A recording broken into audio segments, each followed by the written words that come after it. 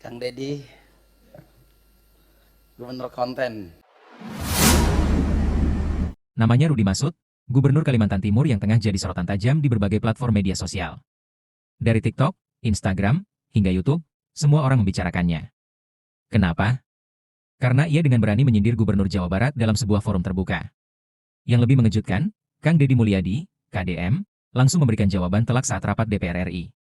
Kalau kita mendengarkan paparan Gubernur Banten soal tata kelola pemerintahan, terasa begitu menyejukkan dan mudah dipahami. Orang kampung pun mengerti, kata KDM. Tapi beda rasanya ketika mendengar Gubernur Jawa Barat bicara. Mari kita simak bersama-sama. Kang Deddy, Gubernur Konten. Kang Deddy, Gubernur Konten. Gubernur Konten. Tadi Pak Gubernur Kaltim mengatakan Gubernur Konten, alhamdulillah dari konten yang saya miliki itu bisa menurunkan belanja rutin iklan. Biasanya iklan di Pemprov Jabar kerjasama medianya 50 miliar. Sekarang cukup 3 miliar tapi viral terus. Terima kasih. Baik, pimpinan yang saya hormati, kita langsung saja. Kita tahu bahwa daerah-daerah hari ini mengalami penurunan dana alokasi. Bahkan ada beberapa daerah yang hampir tidak lagi memiliki kemampuan untuk memenuhi kebutuhan dasar pembangunannya karena dihabiskan untuk belanja pegawai. Ada pengangkatan P3K memiliki implikasi terhadap terkurasnya dana alokasi pembangunan dan DAU. Kemudian yang berikutnya, setelah itu dana DAK mengalami penurunan, terutama di bidang infrastruktur. Ini memiliki implikasi yang cukup luas terhadap kinerja pembangunan di setiap daerah. Kalau data-datanya kita sudah sampaikan lah, nanti tinggal dilihat. Nah, seluruh problem itu menurut saya harus segera diselesaikan dalam kerangka kerja, dalam rekrutmen kepegawaian P3K yang sesuai dengan kualifikasi yang dibutuhkan oleh daerah.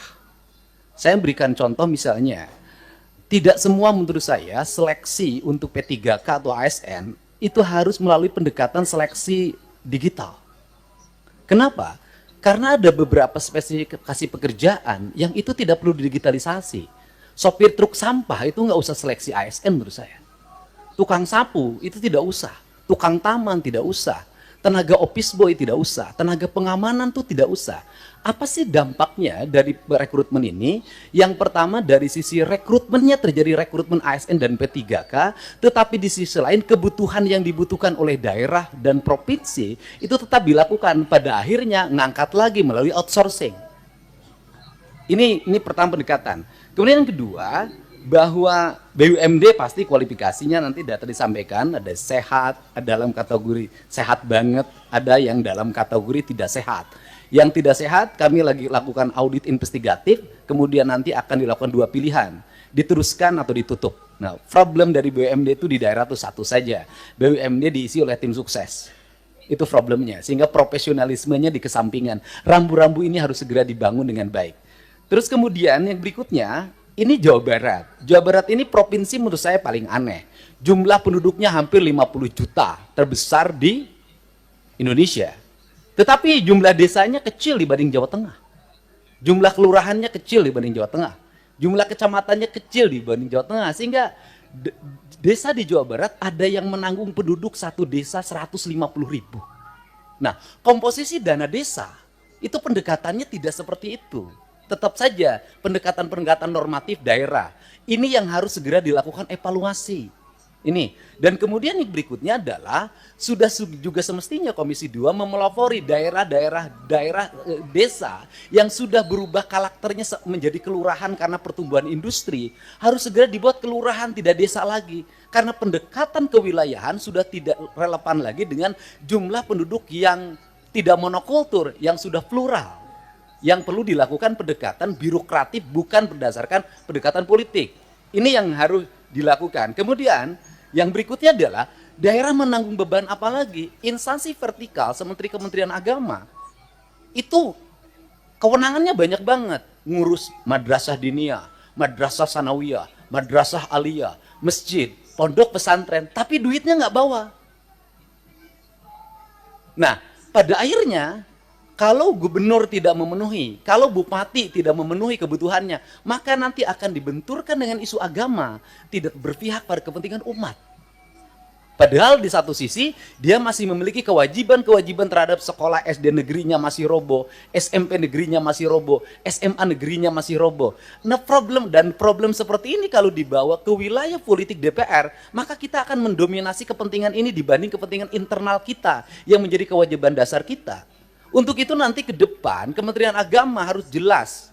Kalau dia mengatakan bahwa masjid tanggung jawab Kementerian Agama, madrasah diniyah tanggung jawab Kementerian Agama, madrasah sanawiyah Kementerian Agama, madrasah aliyah negeri Kementerian Agama, termasuk juga madrasah aliyah swasta, pesantren adalah di bawah Kementerian Agama, uang di Kementerian Agama diperbanyak agar mereka bisa mandiri. Sehingga fiskal kabupaten, fiskal kota, fiskal provinsi sangat berimplikasi kuat bagi kesejahteraan publiknya dan bagi apa yang menjadi kewajiban dasarnya.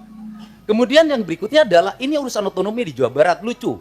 Ada kabupaten yang penduduknya 6 juta. Ada kota yang penduduknya hanya 250.000 tapi berbatasan. Saya berikan contoh misalnya, dulu di wilayah selatan karena waktu itu ketua komisi 2-nya itu dapilnya Ciamis, Banjar, Pangandaran, sehingga pertumbuhan otonominya cepat.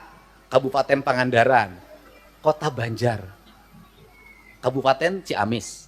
Tetapi di wilayah Bogor yang penduduk 6 juta sampai sekarang nggak berubah-ubah.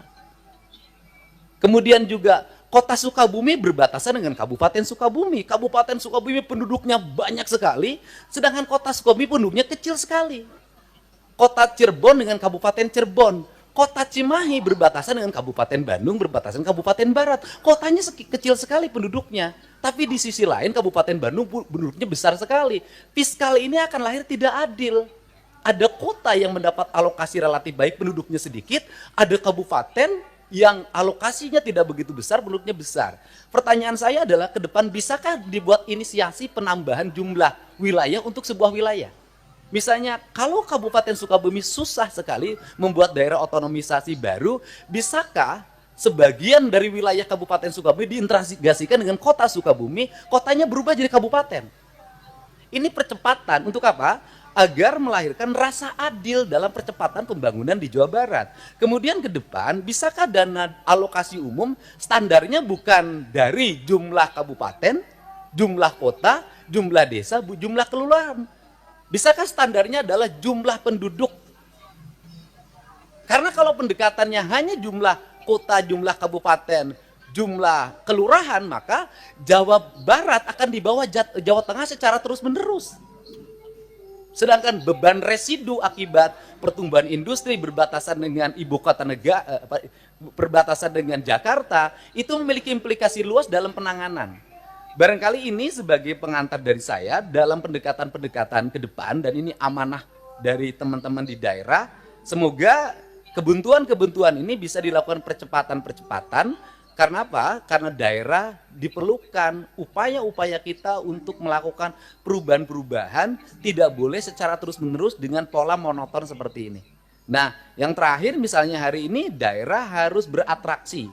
Misalnya penurunan di sektor alokasi irigasi di BBWS. Itu kan harus ditutup lewat provinsi karena itu kebutuhan dasar pertanian, kemudian daerah aliran sungai. Dan itu berdampak pada banjir. Nah ini juga akhirnya kita banyak menutup. Kita ini dan akhirnya berbagai kegiatan di daerah itu berbagai kebutuhan di daerah yang sebenarnya itu menjadi kewenangan pusat. Itu pada akhirnya juga ditutup lagi oleh daerah. Ditutup lagi oleh daerah. Ini barangkali sebagai gambaran umum saya ucapkan terima kasih. Semoga pertemuan ini memberikan manfaat. Dan terakhir tadi Pak Gubernur Kalteng mengatakan gubernur konten. Alhamdulillah.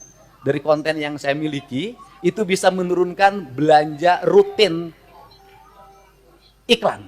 Biasanya iklan di Pemprov Jabar kerjasama medianya 50 miliar. Sekarang cukup 3 miliar tapi viral terus. Terima kasih.